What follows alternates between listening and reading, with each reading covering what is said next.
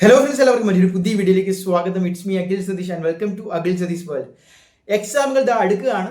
നമുക്ക് പറഞ്ഞ പോലെ തന്നെ പ്ലസ് ടുവിൽ നിന്ന് ഒരു കൃത്യമായിട്ടുള്ള ബേസുകൾ പോലും ഇല്ലാതെ എഞ്ചിനീയറിംഗിൽ ചേർന്നവരാണ് നിങ്ങളെങ്കിൽ ഇനി നടക്കാൻ പോകുന്ന എക്സാമിന് എന്ത് പഠിക്കണം, എങ്ങനെ പഠിക്കണം എന്നടങ്ങുന്ന complete semester package study materials ഞങ്ങൾ പ്രൊവൈഡ് ചെയ്യുന്നുണ്ട് എന്ന് കഴിഞ്ഞ വീഡിയോയിൽ ഉൾപ്പെടെ പറഞ്ഞതാണ്. വേണ്ടവർ ഈ വാട്സ്ആപ്പ് നമ്പറിൽ മെസ്സേജ് അയച്ചാൽ മതി.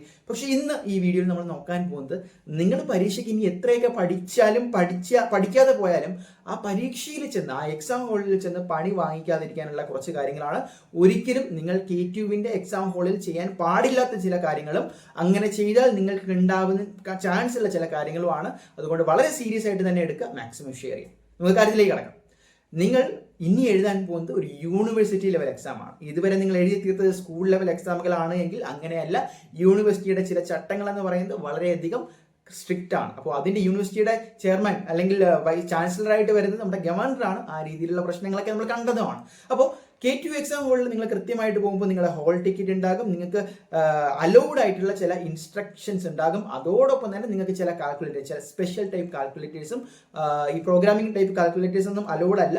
അതുപോലെ തന്നെ നിങ്ങൾക്ക് മറ്റ് ചില ബോട്ടിൽ അതൊക്കെ കൊണ്ടുപോകാം. അങ്ങനെ കുറച്ച് നിയമങ്ങളുണ്ട്. പക്ഷേ ഇവിടെ നിന്ന് എന്തെങ്കിലും തരത്തിലുള്ള കോപ്പി അടിയോ അല്ലെങ്കിൽ നമ്മൾ ഈ ബിറ്റ്സ് ഉണ്ടല്ലോ തുണ്ട് വെച്ച് പിടിക്കുകയോ, അതല്ല എങ്കിൽ അത്തരത്തിലുള്ള മാൽ പ്രാക്ടീസ്, മറ്റൊരാളുടെ ആൻസർ ഷീറ്റ് നോക്കി എഴുതുന്നത് ഇൻവിജിലേറ്റർ പിടിക്കുകയോ അത് പാസ് ചെയ്യുകയോ, അത്തരത്തിലുള്ള കാര്യങ്ങൾ ചെയ്ത് കഴിഞ്ഞാൽ കൃത്യമായിട്ട് നിങ്ങൾ മനസ്സിലാക്കുക, 2000 രൂപ ഫൈൻ എന്ന് മാത്രമല്ല, നിങ്ങളുടെ ആ ഒരു അഡ്മിഷൻ ഡീബാർ ചെയ്യാണ്. പെർമനന്റ് ആയിരിക്കില്ല, അല്ലാതെ നിങ്ങൾക്ക് എല്ലാ സബ്ജക്റ്റും ഡീബാർ യൂണിവേഴ്സിറ്റി ലെവലിൽ നടപ്പാക്കാം. ഇനി മറ്റൊരു പ്രധാനപ്പെട്ട കാര്യം, ഈ രീതിയിൽ ഇൻവിജിലേറ്റർ ചോദ്യം ചെയ്യുമ്പോൾ അവരെ ഫിസിക്കലായിട്ട് എന്തെങ്കിലും അസോൾട്ടോ അല്ലെങ്കിൽ അവരുടെ ഭീഷണി മുഴക്കിയോ ആ രീതിയിലൊരു അഗ്രസീവ് നേച്ചറാണ് നമ്മുടെ ഭാഗത്ത് നിന്ന് ഉണ്ടാകുന്നത്.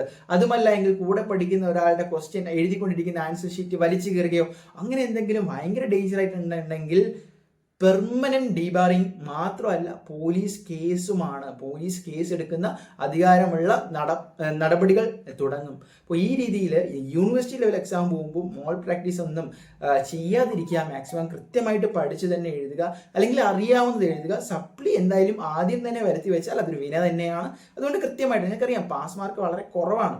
ആ ഒരു കുറഞ്ഞ മാർക്ക് എത്തിക്കാനുള്ള കുറച്ച് രീതിയിൽ പഠിക്കുക. ഇൻ കേസ് നല്ല OS ലെവലിലാണ് സ്വപ്നം കാണുന്നതെങ്കിൽ ഇപ്പോഴും നന്നായിട്ട് പഠിച്ചു തുടങ്ങുക, കൺസെപ്റ്റ് ക്ലാരിറ്റിയോട് കൂടി പഠിക്കുക എന്നുള്ളതാണ്. സോ ഞാൻ ഈ പറഞ്ഞ പോലെ കംപ്ലീറ്റ് സ്റ്റഡി മെറ്റീരിയൽസ് അവൈലബിൾ ആണ്. വേണ്ടവർ ഇപ്പോൾ തന്നെ മെസ്സേജ് അയക്കുക. മറ്റൊരു വീഡിയോ ആയിട്ട് കാണാം.